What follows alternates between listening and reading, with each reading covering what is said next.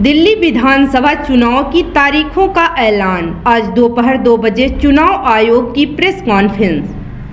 दिल्ली विधानसभा चुनाव के लिए चुनाव आयोग आज दोपहर 2 बजे तारीखों का ऐलान करेगा। इससे पहले 6 जनवरी को चुनाव आयोग ने फाइनल वोटर लिस्ट जारी की थी।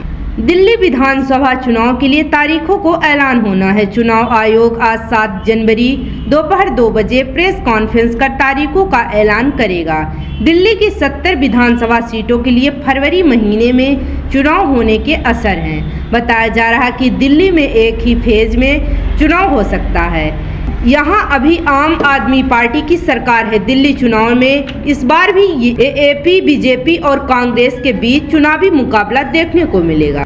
इससे पहले 6 जनवरी को चुनाव आयोग ने दिल्ली चुनाव के लिए फाइनल वोटर लिस्ट जारी की थी।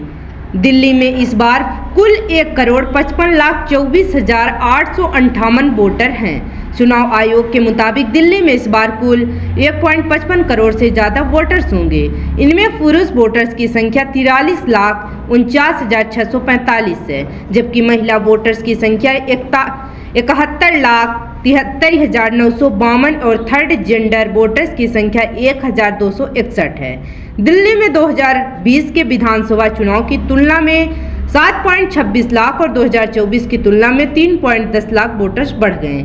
2020 चुनाव के वक्त दिल्ली के 1,47,000 वोटर्स थे, जबकि पिछले साल हुए लोकसभा चुनाव के वक्त दिल्ली में वोटर्स की संख्या 1,52,00,000 से ज्यादा थी। चुनाव आयोग ने दिल्ली में वोटर्स लिस्ट पर मचे घमासान के बीच फाइनल लिस्ट जारी की।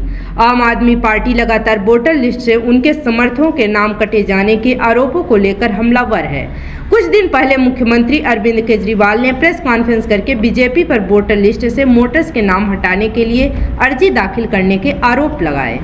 दिल्ली में पिछले 2 विधानसभा चुनाव में एएपी 70 में से 60 से ज़्यादा सीटें जीतकर सरकार बना रही।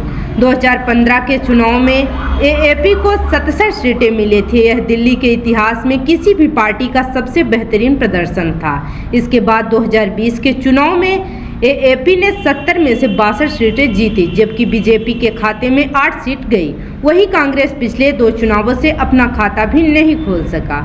ऐसे ही खबरों के लिए बने रहे WPT News 24 के साथ।